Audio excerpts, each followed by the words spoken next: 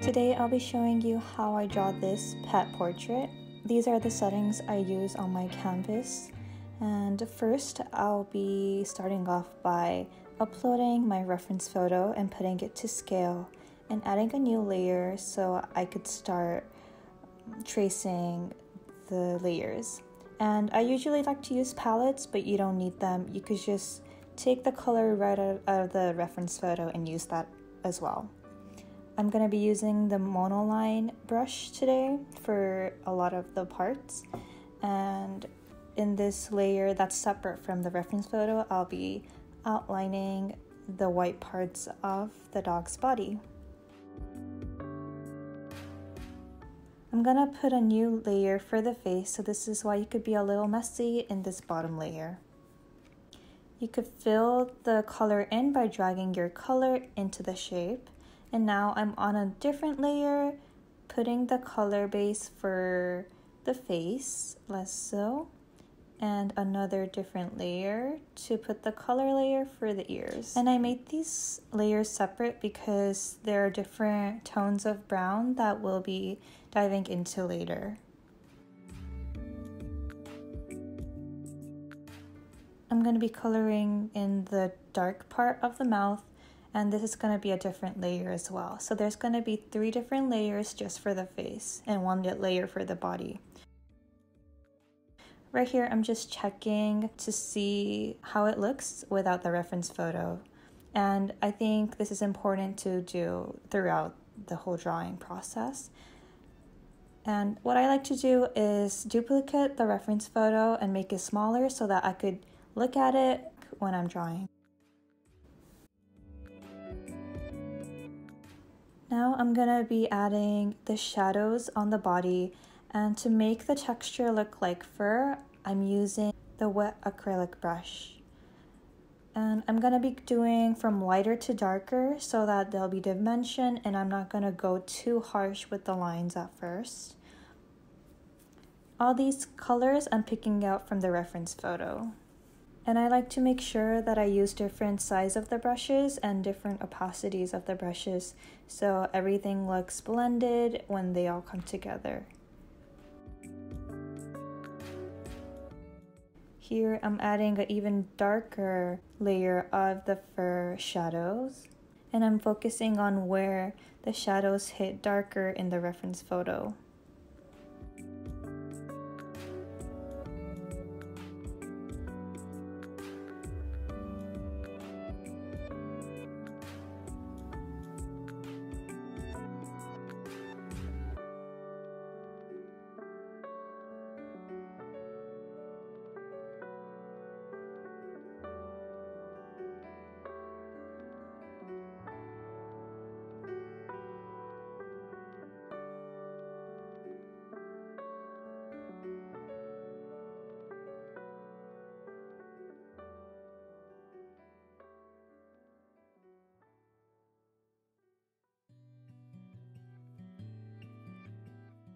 And I like to make sure to go in the details like this in the foot area and where the tail is to make sure that it doesn't become just a blur of shadows, and that you could actually see a little bit of the bone structure and the muscle tone as well.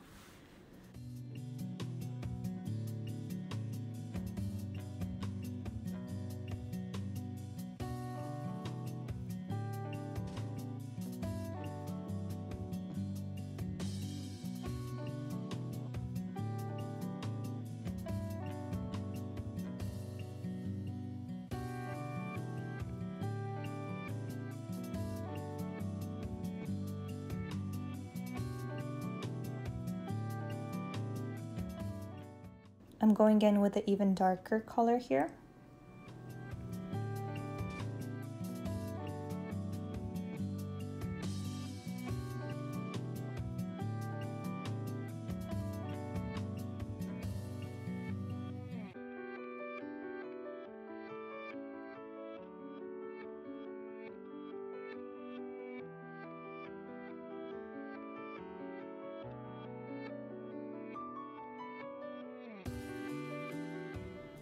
Here I'm using the select tool to make sure that the part that's overlapped has the proper highlight and shadowing.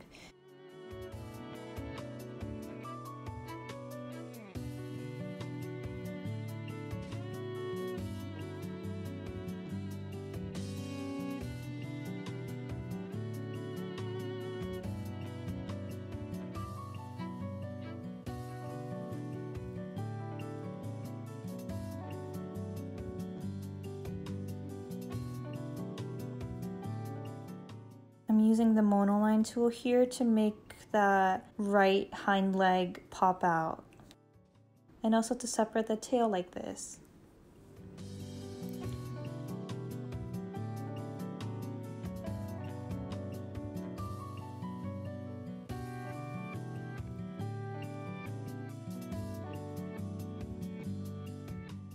What I'm doing here is going back to the body layer and using a little pine brush, making the little brush strokes that come out of the outline shape.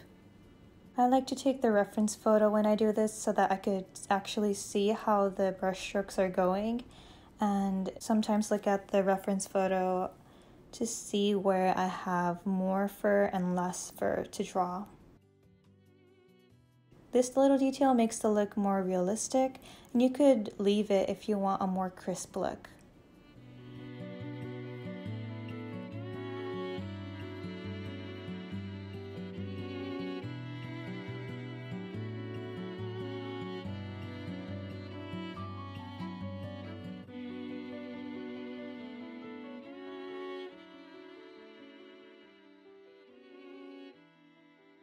Now what I'm doing is going back to the shadow layer and blending some of the parts so that it looks more natural.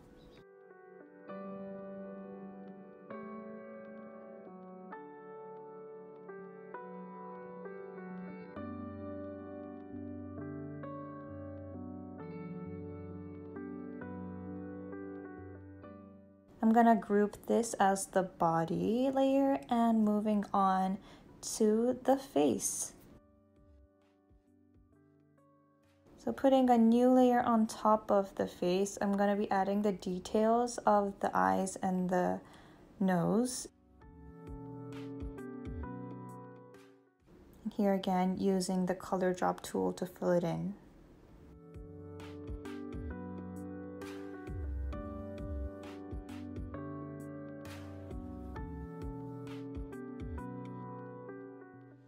Here I'm adding a new layer and tapping on that layer, clicking clipping mask. So what that does is that it allows you to draw only on the pixel below it. So it's not going to go outside of the pixel of the face. I'm going to be using the Wet Acrylic brush again to make the brush strokes of the hair. And I'll be using a smaller brush of that to add some details.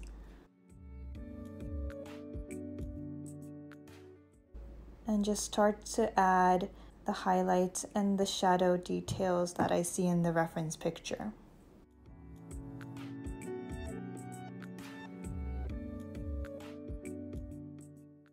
Again, taking the color out of the reference photo, now I'm putting lighter colors.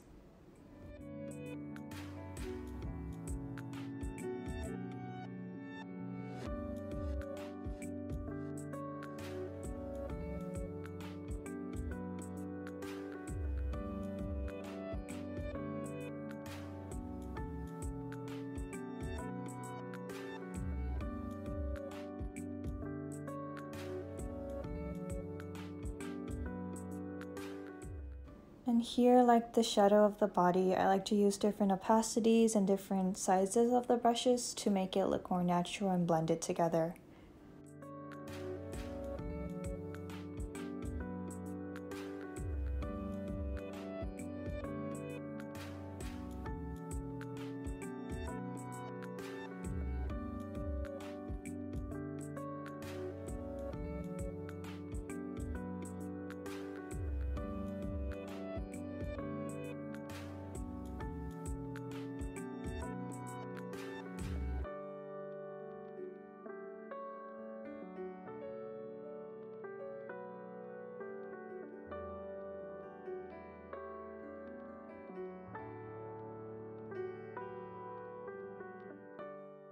I like to add different layers of color so that it mimics the way hair grows in real life, and that gives it a more realistic touch to it.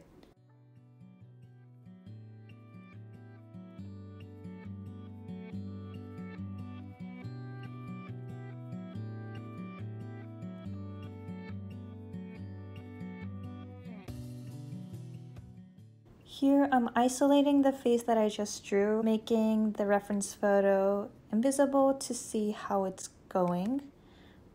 Here I'm going back to the layer I'm drawing on, turning off the clipping mask, and by using the smudge tool with the little pine brush, I'm going to be adding the hair that comes out of the outline to give it more dimension.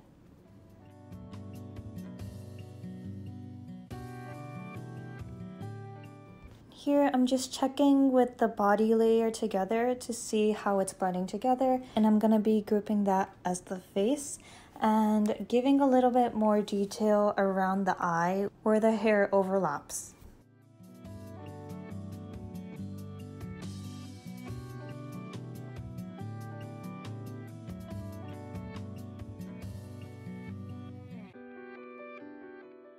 I'm going to be adding some of the highlight details in the nose and the eyes over here by using a very muted blue, dark blue color and a lighter color to add the highlights.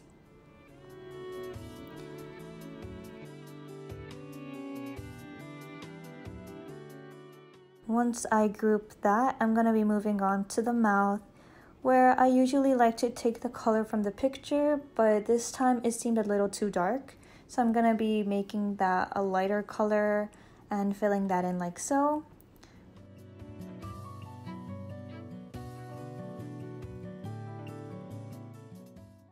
And what I like to do is just color that in with an even darker pink and giving it a little bit of detail and shadows like this.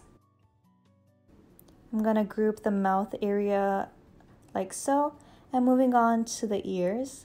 I noticed that I wanted to work on the ears with 2 layers, so right now I'm gonna be making this layer the shadow layer and duplicating that, making the top layer into the lighter brown color.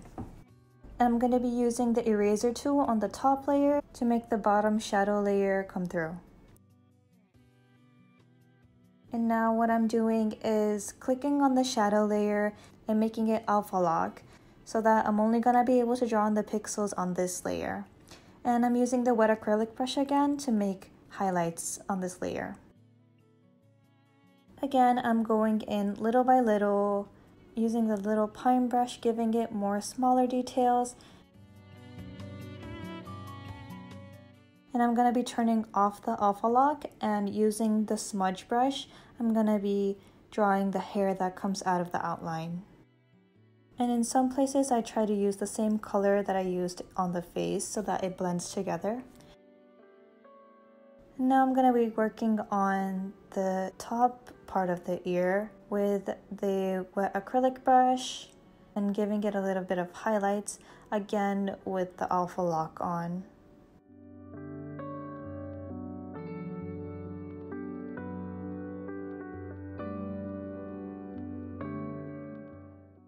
I'm going to be adding the darker colors where I notice it.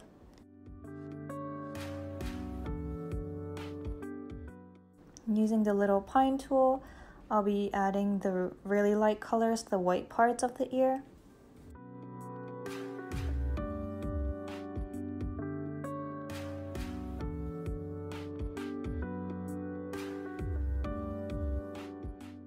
I'm turning off the alpha lock again so that I could draw the hair outside of the outline.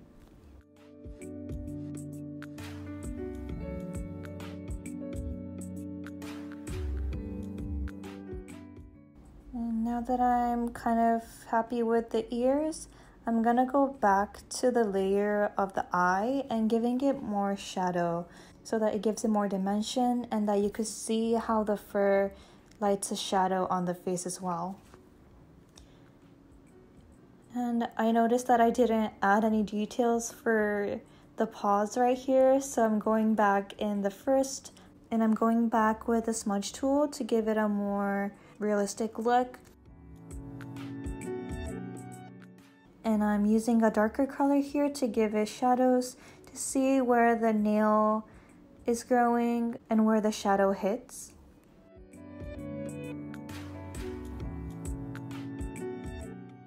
And I like to zoom out like this and make the reference photo invisible to see how the illustration actually looks. And this is how it turned out. And what you could do is pinch all the layers together. That makes it all merged into one layer. And you could use this selection tool to move it around and change the size. Thank you for watching.